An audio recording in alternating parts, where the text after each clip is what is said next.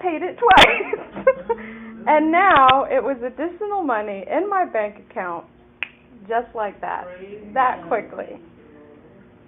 What's more is that within this same month, October, God prompted me to look at this bill that I'm telling you about with the high interest rate. The one that I've been praying probably 7 years now. Lord, just make it go away. Just do something. Just get rid of it. He showed me. He didn't make it go away. There was no genie and no bottle. He showed me what to do. He allowed me to call and to investigate and to get a personal loan to pay off the bill completely. I still have to make payments, but that high interest rate, gone. And I don't have to lose sleep over it anymore. It may have appeared as an unanswered prayer, but it was really just one of those you have to wait prayers. In fact, 2 people counseled me on the matter because I'm not any kind of financial genius. So I asked 2 people what they thought. They both said I was headed in the right direction. And in fact, it was 2 bills that I ended up squaring away in the same time. So tell me that wasn't God. I dare you. Hope deferred makes the heart sick. One minister describes disappointment as the first step in a strategic plan of Satan. If he can disappoint you, this will lead to discouragement, then disillusionment, then depression, and ultimately defeat. Wow. God tells Jeremiah in chapter 17:9 that the heart is deceitful above all things. This tells me that I can't always trust the things that I want. Sometimes I want things that are not good for me. I have to check myself. The passage reads this way, But blessed is the one who trusts in the Lord, whose confidence is in him. They will be like a tree planted by the water that sends out its roots by the stream. It does not fear when heat comes. Its leaves are always green. It has no worries in a year of drought and never fails to bear fruit. The tree, like the sparrow, doesn't worry.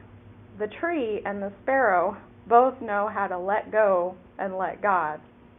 The heart is deceitful above all things and beyond cure. Who can understand it? I, the Lord, search the heart and examine the mind to reward each person according to their conduct, according to what their deeds deserve. We have to be humble about things and not operate proudly. God doesn't actually owe us anything. Deuteronomy 10:12 says, Circumcise your heart. And now, Israel, what does the Lord your God require of you? But to fear the Lord your God, to walk in all his ways, to love him, to serve the Lord your God with all your heart and with all your soul, and to keep the commandments and statutes of the Lord, which I am commanding you today for your good. Behold, to the Lord your God belong heaven and the heaven of heavens, the earth with all that is in it. Let the Lord set his heart and love on your fathers, and choose their offspring after them, you above all peoples, as you are this day. Circumcise, therefore, your heart, and be no longer stubborn. That's kind of hard. For the Lord your God is God of gods and Lord of lords, the great, the mighty, and the awesome God, who is not partial and takes no bribe. Remember our friend Abraham? After he screwed up, God entered into covenant with him. Genesis 17:9 says, God said to Abraham, You must agree to keep the covenant with me, both you and your descendants in future generations. You and your descendants must all agree to circumcise every male among you. Skipping down to verse 12, it says, This will show that there is a covenant between you and me. This will be a physical sign to show that my covenant with you is everlasting. We all know what circumcision is. But how does one circumcise her heart? Aha!